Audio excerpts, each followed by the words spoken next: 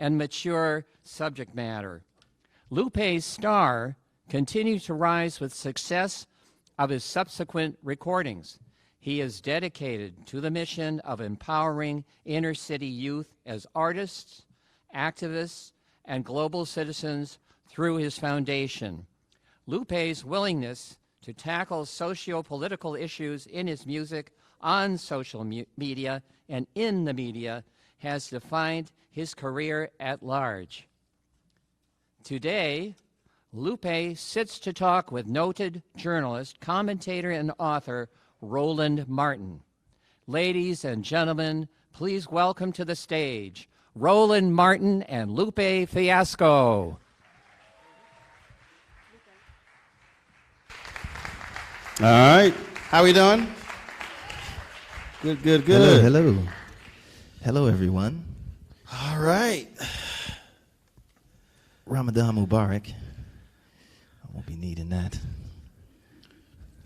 Can somebody explain to me how in the hell it's June 11th and it's 66 degrees in D.C.? I'm not quite understanding this weather, this place, but it's all good. Indeed, indeed. How are you, sir? Doing great, doing great. How are things with you? I'm good. Can't complain. All right, let's jump right into it. Yeah. One of the things that I find to be interesting when I talk to artists is that the public really doesn't understand that you guys are self-contained corporations, that you can't just think about show business. You have to focus on the business of show. What did you first learn, or when did you first learn that it's business of show and not just show business?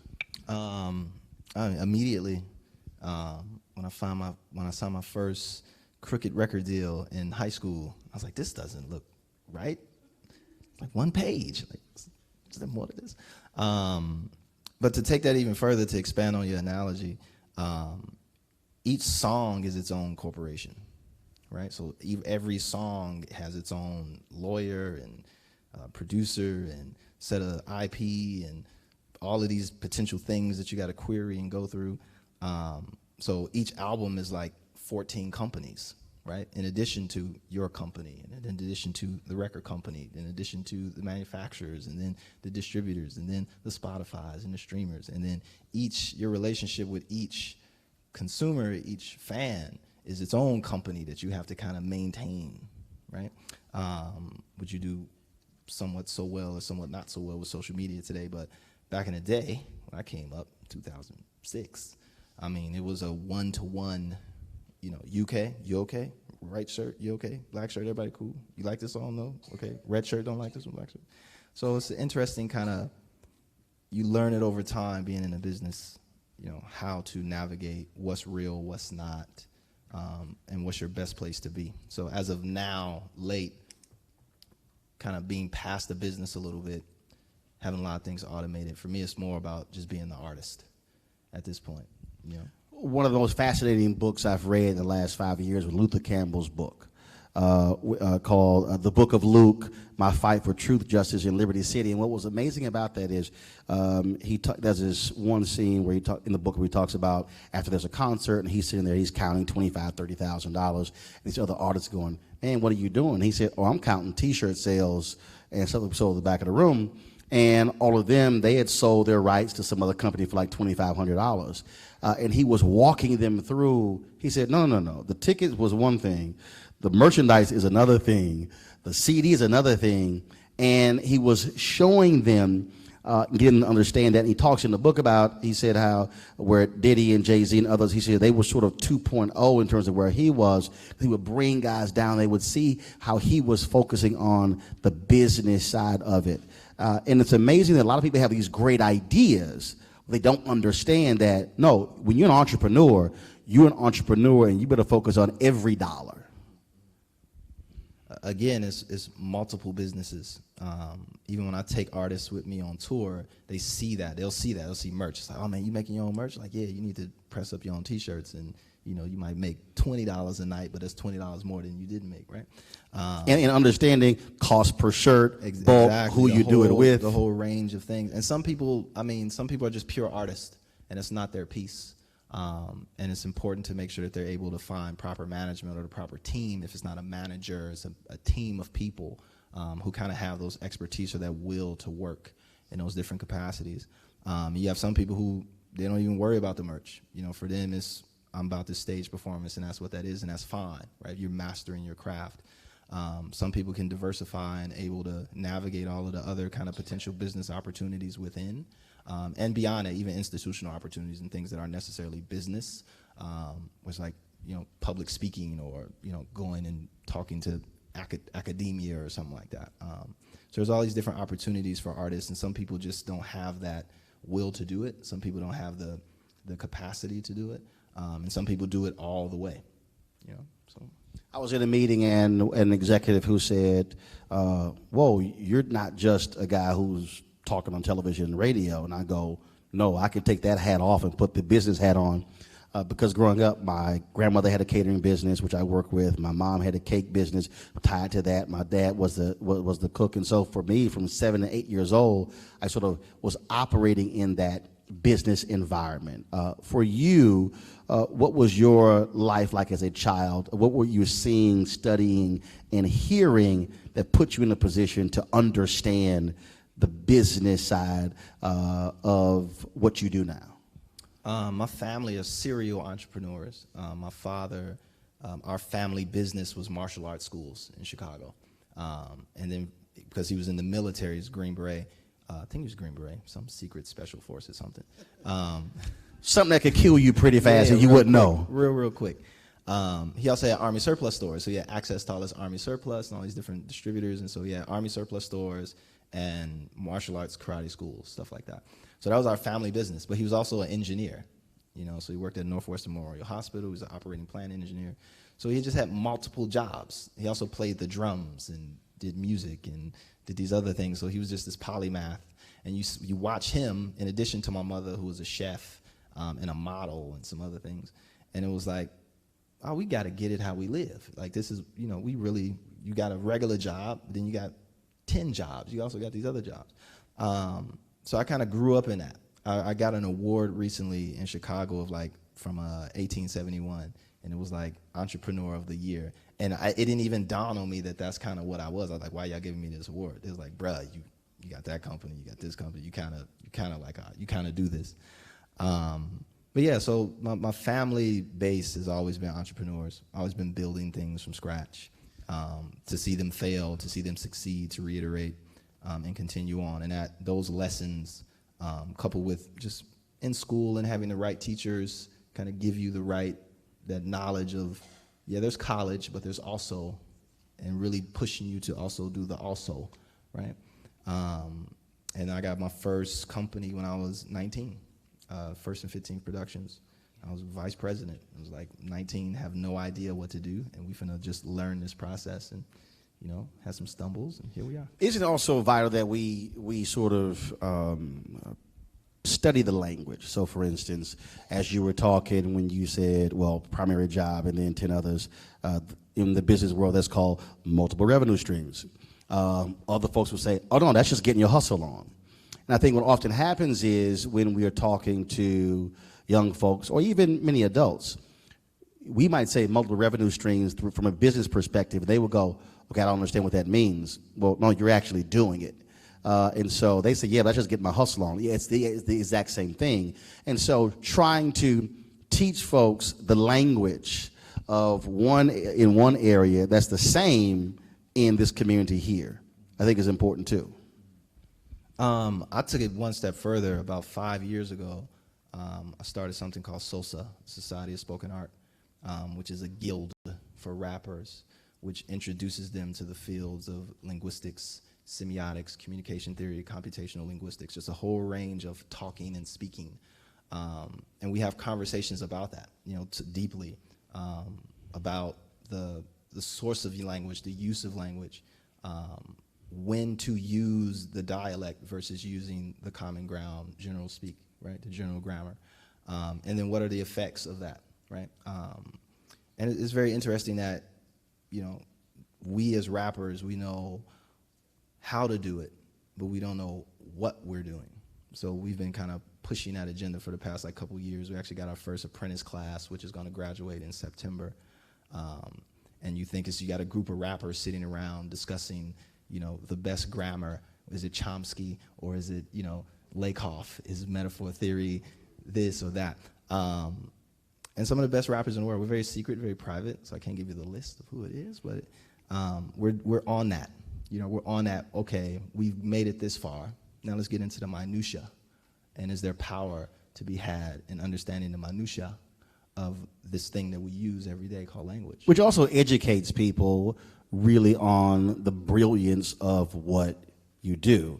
3 hours ago, when I was getting dressed, someone posted a video of Brett Favre and John Gruden, and Favre was calling out these plays and was saying stuff that to me was Mandarin.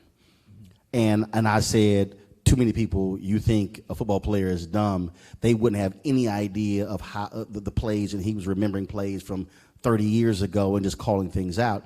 Well, the same thing, when you look at when Ice-T did his documentary on rap, how Chuck D, how he sits and writes music and how he goes through it. I mean, the brilliance of that, and I think a lot of folks simply don't appreciate that it's not just somebody just getting up, spouting something. No, I mean, there is thought, there are things behind it that plays a role in terms of why folks have been successful for more than 20, 30 years. I mean, we're masters of metaphor, we're masters of the narrative, and if you look at how metaphor is relevant to every capacity of life that we use, if we walk, some metaphor is so tiny that we don't even recognize that we're actually using it. And what happens when you make people who basically sell metaphors for a living, i.e. rappers, who for a long period of time had no idea that there was a structure behind that there was a system behind that it had impact beyond the arts, right? That is referenced in politics, that is referenced in the social, it's referenced in the corporate, it's referenced across all these different fields. And it's interesting to see the eyes light up of some, even my own eyes, to read something like, wow, I never knew that had that type of impact. There's definitely a thought process that's much deeper than entertainment. It's much deeper than that, and that's one of the things that we're kind of pursuing actively now, to see what is beyond that frontier, right? As you've talked to the folks who are coming through your program, are you seeing them, where the light goes off for them when they realize that this is not just about being on stage and performing, that it really is about you are creating something that is providing jobs, benefits, and resources to multiple numbers of people, and that in many ways that then spins off to people who are buying homes and who are saving money and sending their kids to college, and so it's just much bigger than just a song, a hook. It really is. No, this is an industry. I call it the song of life, right? Songs in the key of life, to quote one of the masters. Anybody who has that CD?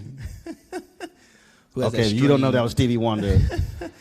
Nudge the person next to you, go, okay, I need to download that. But it's an idea of meeting you where you are. You're already a master of narrative. You're already a master at storytelling. What if I could show you that the whole world is built on stories, that large parts of corporations are built, live and die based on their ability to tell a story, to craft story, where it's internal corporate messaging or outward branding messaging or whatever that is, right? However they choose to present themselves to the public. And that you 12-year-old girl from Compton, are a master of that right now, and that you can apply that skill set and that framework across all these different dimensions. And to kind of see that, to go back and say, hey, let's add, entertainment, sneaker deal. Let's also add head storyteller at Fortune 500 company. Like, let's also add, teacher. Let's add professor of linguistics as it relates to rap, with a focus on rap and the terminologies of things, or whatever you want to call it, right? And really see that, be on par with, you're on par with MIT's language department. You're on par with Caltech's computational linguistics department. You're on par because you're operating off these same things, but you can turn around, because you're a poet. Not only can you grasp the didacticness, the instructional of it, you can also speak to the heart, right? And you can do that, but you can also speak to the feeling, and then you can speak to across all these different ranges, right? So how does that redefine your role as a rapper when you present that unquestionably and objectively to the world, right? We'll see. And we haven't. This is probably the second time that I've spoke about Society of Spoken Art in public. But it gets to the point of, in my space, that I know and I master, that I didn't go to college to pursue. Now I'm turning around and colleges are coming to us, right? And then how can we repeat that process and replicate that process and expand that process and give something that people may tend to overlook or just say, oh, that's just for, that is just a entertainment pastime. And it's like, no, this can potentially shift world culture, shift narrative, shift philosophy, shift the next generation's points of view and their relationship to an art form, which is now witnessing and recognizing and realizing that it's really closer to, the fundamentals of life and how we do things. How do you walk someone through the process of who is afraid of the largeness of a vision when other people don't get it? I was at the FedEx St. Jude Classic last week, and you look at now FedEx, they've got more than 700 planes flying 10 million packages a day around the world. Yet when the founder was in college, he got an F on his paper because his professor said this would never work. He's a multiple billionaire now, Mr. Smith. And it's interesting to me when people, they stop pursuing something because other people said, you're nuts, that's just not going to work. I had my math teacher, and from a personal point of view, my math teacher in high school, I always had remedial algebra all the way through high school. Had honors, everything else, but math, I was a dummy. Bro, I'm with you. I still don't know. I talked my way into a passing grade in college in algebra. And I told him, I can count money. That's funny. I don't know what the hell Pythagoras' theorem is. My teacher actually was like, this isn't for you. I'm going to just give you a D so you can pass because I like you.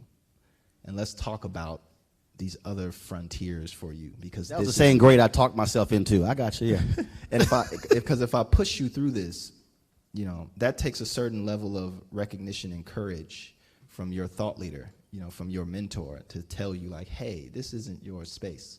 And who am I to push you through this? Because I'm thinking I'm pushing you through the drapes of graduation, where you're actually pushing me through a cheese grater, right?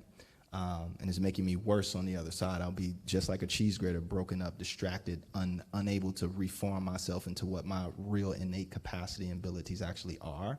And I think it becomes, we abide by an educational system that's so top down that teachers don't, it takes a very strong teacher to learn lessons from their students, to make sure that they're pushing them and mentoring them in the directions that are most applicable to their traits and what they want out of life. Yeah.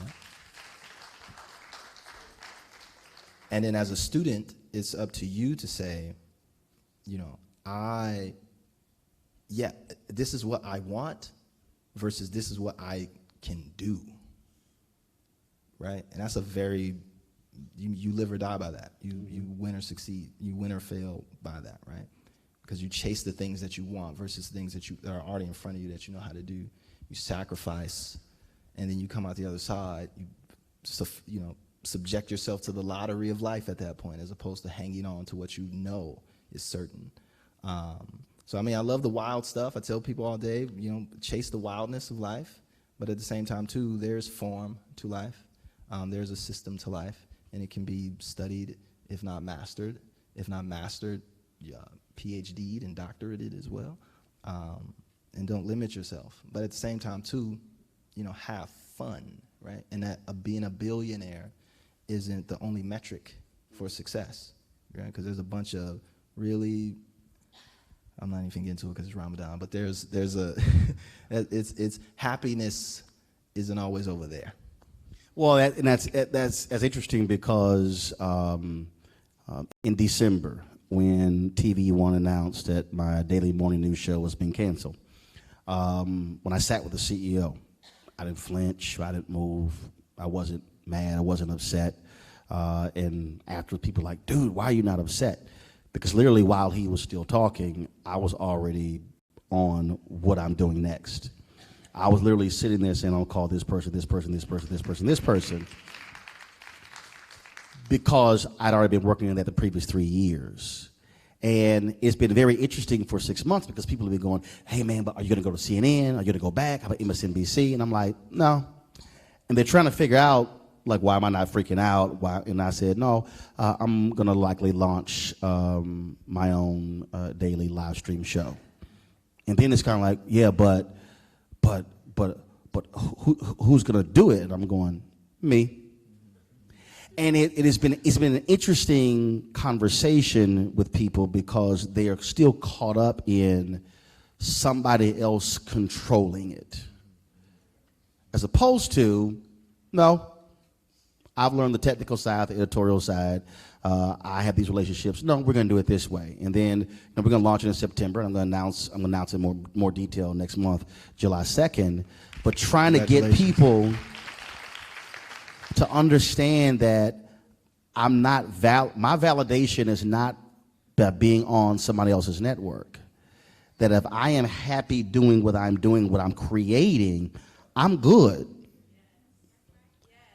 That to me is something that I think we also have to really begin to teach folks. This idea that your validation, your notion of greatness of what you do is not because somebody else says, that's it. There can be no community without self-sufficiency.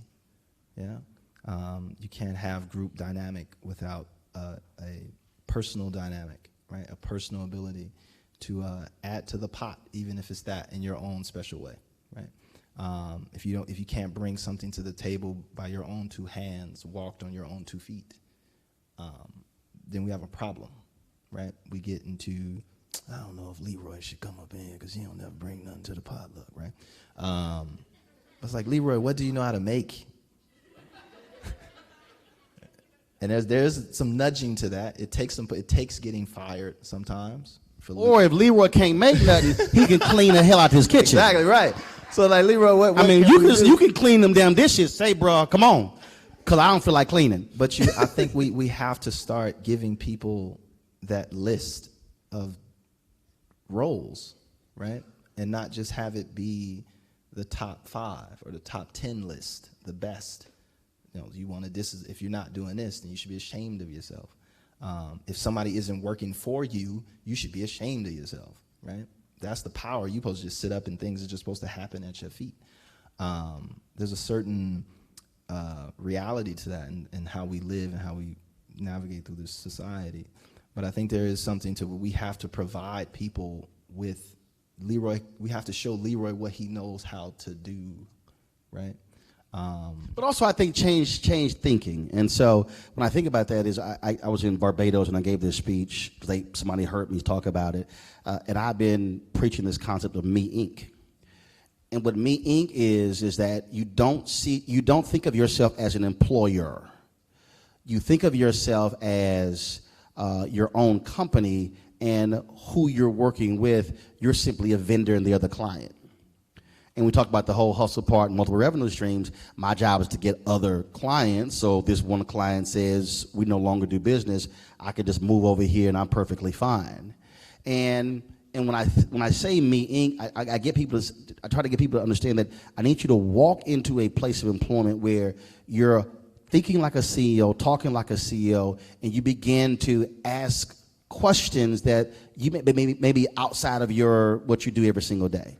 And something very basic, I ask people, I say, and granted, we barely use these days, I said, but who buys the Post-it notes? Who buys the pens? They just appear in a supply closet, but you got to ask the question, somebody had to buy that, there had to be a process, and who actually paid for it. So when you go in and grab just 5 packs, well, guess what? Somebody's paying for that. And when I throw that out to people, they go, I never thought about it that way. I said, because you don't think like a CEO. And it causes people to look at their job differently because they're so invested in this one company. I keep saying, look, when they ready to lay you off, no matter how, you came in early, you stayed late, you were committed, but you are a line item on a balance sheet. And then when it's time for you to go, that's it. And it has caused people to totally change their view because they go, I never saw myself that way. So even as an employer, you still should think like it's me, Inc., where you are the most important shareholder in your life. And don't forget the stakeholders that are around you. Make sure I can't see that sign, y'all. It's a white sign in the darkness. I don't even know what that You even can holler says. it out. Right, just thank you very minutes. much. Thank you. Okay. They could have texted me. I'm like, I Shine. can't see that sign, and I don't have glasses. Well, go ahead. No, it's an important point. It's very, very, the people that I vibe with normally, just instantaneously, are people that are systems people. They think systematically. They think throughout the system. They don't think in a programmed way, trained. They think about how one effect affects the entire system. One happening affects everything. And those are the people that are most agile. Those are the people that have the most sustainable solutions, right? The most readily available solutions to really turn on and turn key immediately. And there's something to that, but it is still something that needs to be mentored, and it still needs to be something that needs to be tutored into a person, so they can see it and have the case studies and taste the failures and taste the defeats, but also taste the successes and the championships and what it takes to become a systems thinker, to think about, here's this traumatic event, let me just focus on the dude who got shot and the dude who shot him, but you're not thinking about the kid across the street who was upstairs who heard the gunshots. Right, and he's the guy who's making the decision whether he's going to become, the senator, or if he's going to, let that fear kind of collapse him back into just becoming something milquetoast or mediocre. But that's the part of it is like when you step into a situation. Let me look at all the pieces and parts of this. To your point, Post-it notes, pens, water fountains, the lights, the janitor. Let me, really immerse myself, even if I don't get the job. Mm-hmm. Right? Even if I'm interning, even if I'm just, I don't want to call it goofing off, but just to be constantly aware of all of the parameters of the system not going down. So, that's one thing that for you entrepreneurs out there, whatever level of success that you are in, there's something to thinking system-wide as opposed to just thinking about your specific role. I'm a huge reader. I still read 7 to 9 books at one time. I used to read 300 books a summer as a kid. And there's always something you can take away from a particular book that helps you with business and understand different things. There's been a particular book that you've read that folks might be shocked by, where you really learned a lot from that just wasn't traditional. There's a brother named Dr. Vincent Brown, who's a professor of history at Harvard. Who I work close with on some projects, actually with Society of Spoken Art in different ways. But he wrote a book called The Reaper's Garden, and it's about The Reaper's Garden. The Reaper's Garden, okay. And it's a really focused, detailed account of slavery specifically in Jamaica. But he kind of goes around the area, that arena, and the relationship between Great Britain and Jamaica in that whole piece. Why that specific piece? Maybe because it's in English. It's probably it's the latest part of the slave trade, so it's probably the most documented. You get to see the whole piece as opposed to if you focus on Spain or Portugal or something like that. But anyway, somewhere in the midst of that book, he brings up, oh, no, I'm so sorry. I was going to go off on a super tangent. Apologize. It's not in that book, but get that book. It's nice.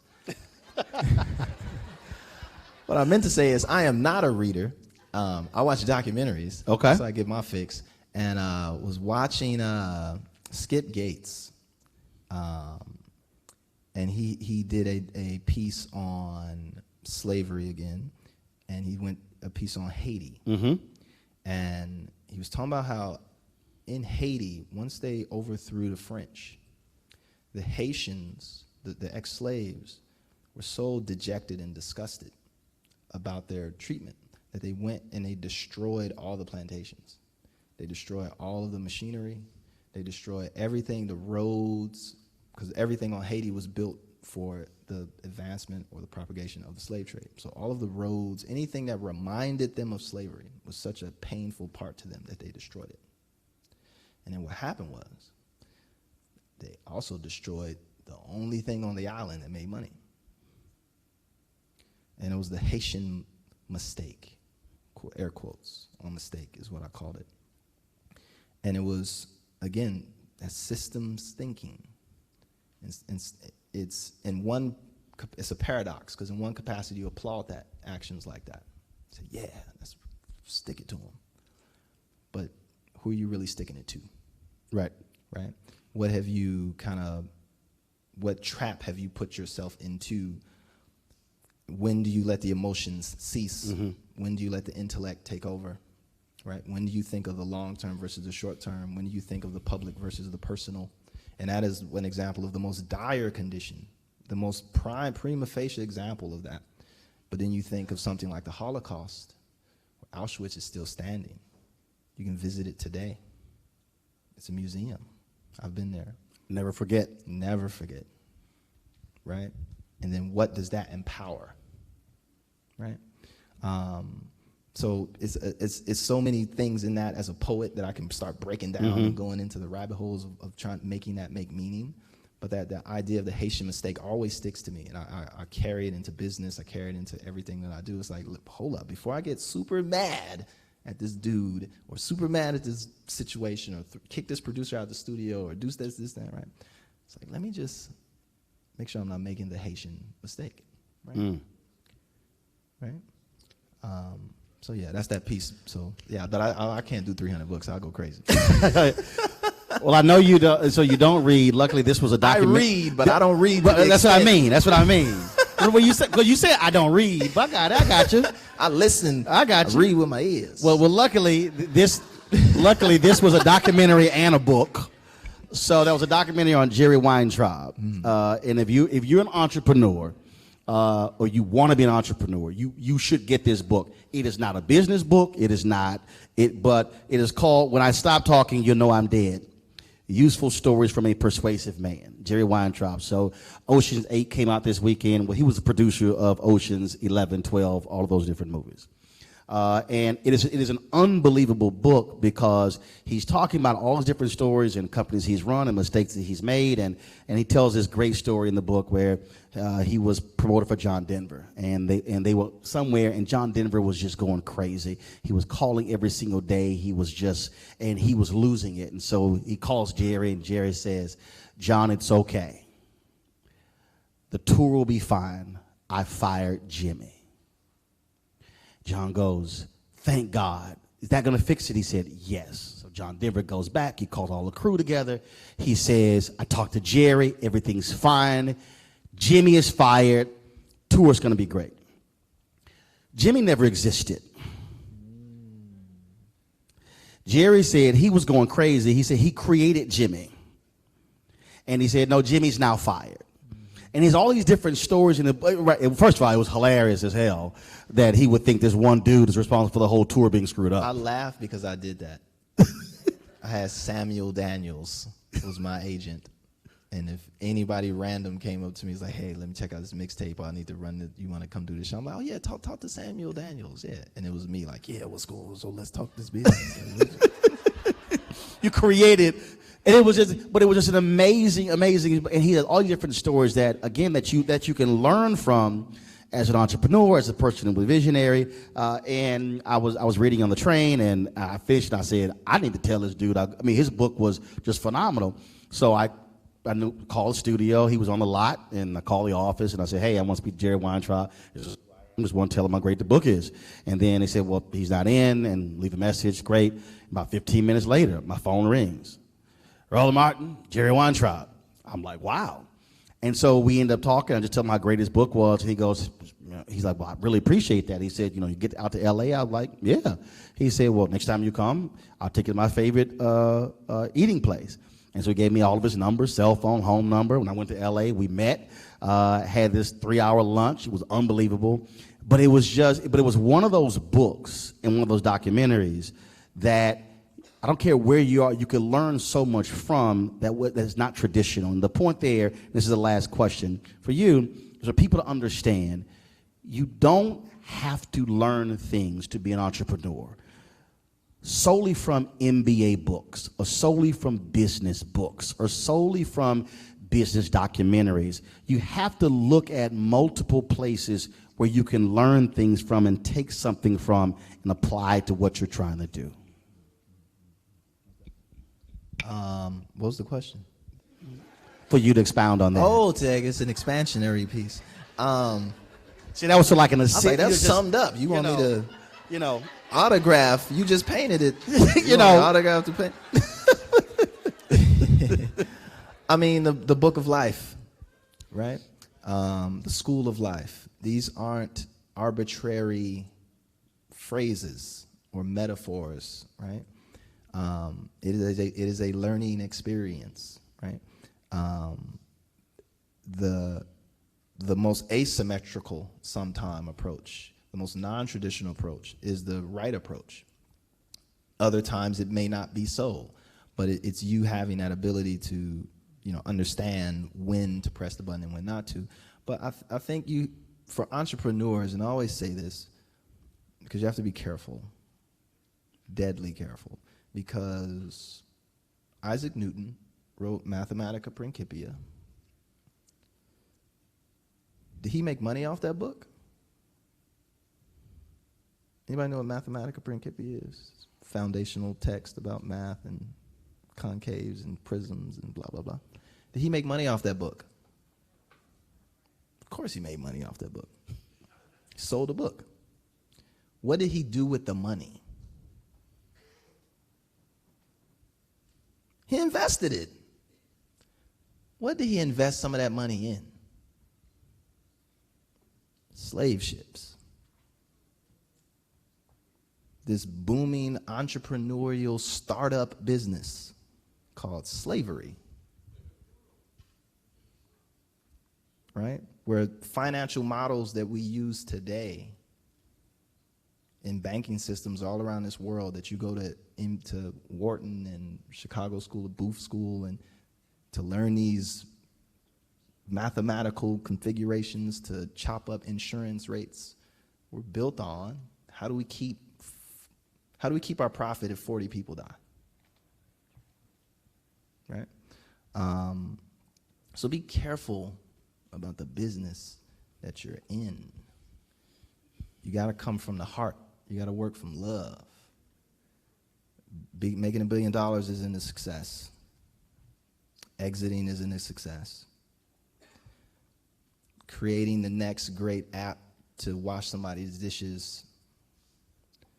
Success is, have you positively impacted somebody's life for the better?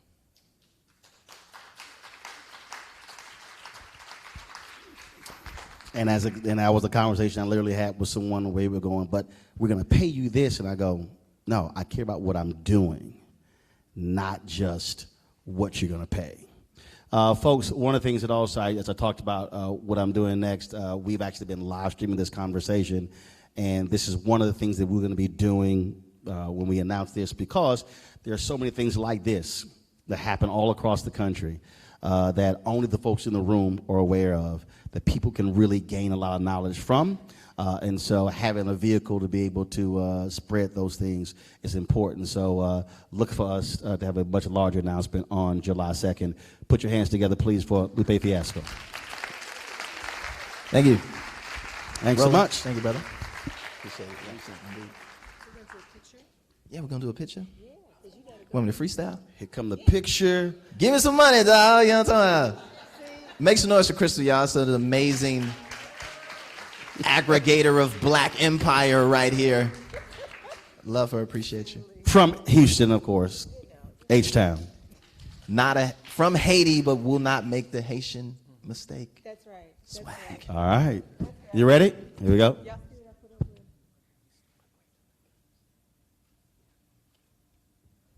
Enjoy. Thank you, guys. All right, for your thanks a lot, hospitality. folks. Thank you.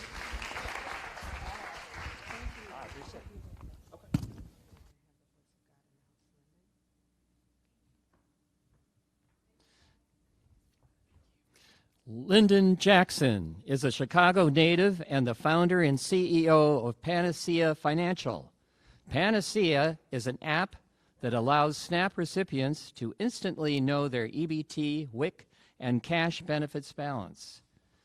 As CEO, He oversees the company's vision, marketing, and design as it makes great strides delivering impactful social change. He is an avid strategist